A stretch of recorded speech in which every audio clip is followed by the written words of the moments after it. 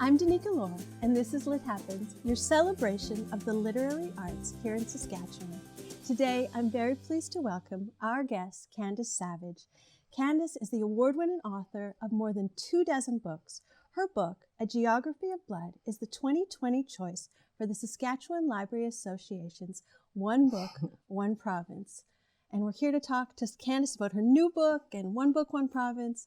Welcome to the show, Candace. Oh, thank you. Thank you for having me. I've watched you and listened to you so many times over the years and read parts of your books and it's just such an honor to have you here on the show. Can you tell me a little bit? Let's start and just talk a little bit about the One Book, One Province. Woo! I was so excited when they called to tell me they'd chosen A Geography of Blood. Almost cried, actually. It really is fabulous to have that new conversation around that book. And there have been so many powerful conversations about that book in the last few years.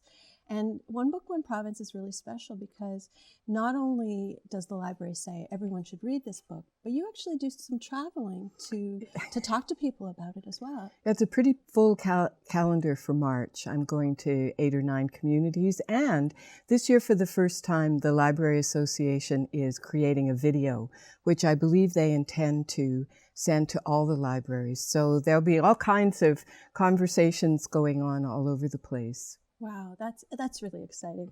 So tell me a little bit about your new book. Well, Strangers in the House was inspired by a house here in Saskatoon that I've lived in since 1990. A few years after I bought it, my daughter went to the public library into the local history room, and she came home with this little penciled list that I still have, being a pack rat, of all the heads of household to have lived in our house. I was there at the end, but the very first one caught our eye from the beginning because it was Napoleon S. Blondin, and we thought, French, Métis. We live in Nutana, in this place that was created as a white Anglo-Saxon Protestant enclave. So it caught our attention. And then I discovered another Napoleon Blondin who had been Métis. And when we did some renovations in the house, various artifacts came tumbling out of the kitchen walls, photographs and bits of homework and Valentines and so on. And the lid of a little child's box of plasticine I eventually realized on it was written Ralph Blondin. So the house was kind of the walls were filled with this family. So it's a book that begins just with curiosity about the house and who these people might have been, this family Sureau de Blondin. But it reaches its climax in about the same time that the house was built in the late 1920s, with respectable Protestant people in Saskatchewan putting crosses on the lawns of their Catholic neighbors and setting them on fire. So it's a story that I did not expect to encounter about a foundational experience of bigotry and the struggle to belong in that period in Saskatchewan, marked by the Orange Order and the Ku Klux Klan. It's so interesting. Both of these books that we have on the table start with the idea of a place that you're living. And place comes so strongly, almost as strong as a character in your writing. So can you talk about that a little bit? Well, I've been thinking about it a bit. I think it's because I come from these people who have been in motion for 300 or 400 years. And I feel very rooted in this place, in the idea of the prairie provinces, and then more specifically in the idea of this location of grasslands. So I think I have created an identity for myself as a prairie person, even though the brutal fact is my roots here are comparatively shallow, 4 generations at the most, but who I am it's just all connected with being in this place. And I think so many people think that they have to go outside of their home and outside of their place to find adventure. And you have things falling out of your walls. I know, isn't it funny? It's so wonderful that a writer has that opportunity. I know. Well, 20 years ago, I wrote a book called Prairie: A Natural History. It looked at the whole span of the Great Plains grasslands. And then Geography of Blood is focused on the Cypress Hills. And now, I'm reaching the vanishing point because this story has blossomed out of one little house on a street corner in Saskatoon. So I don't know. Where do we go from here?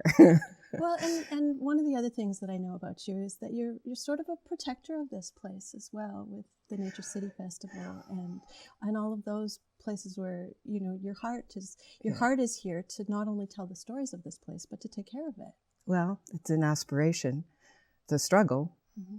Mm-hmm. Yeah. Now, what are you working on now? What other secrets are you digging into? Well, I talked about this vanishing point, mm-hmm. and I think my curiosity it's moved now inside my cells into the mitochondria, into the idea of mitochondrial DNA, which we all inherit from our mothers. And so I'm really interested in looking at my maternal lineage, and which goes from Saskatchewan to Alberta to Missouri to Kentucky to Maryland, from Catholic to where we are now, from slave owners, from people who sequentially took over land that had been occupied for thousands of years by Indigenous people. So I don't know that there's a story that I'll be able to tell, but I'm trying to find a missing grandmother right now. And once again, you're going into places, and it sounds like you've gone broad and then back into small, mm-hmm. and to very localized. And this one, though, if you're looking into your own blood and your own bones and your own DNA, but you're also looking at the entire history the of prairies, the history of settlement in North America. And do you love research? I love research. Yeah, it's the best part. Writing is I like to write because it's hard, and you have to work really hard to try to find the story. But the research is just little sugar hits all the time. Oh, I found something else, or there's someone who will help me, or yeah.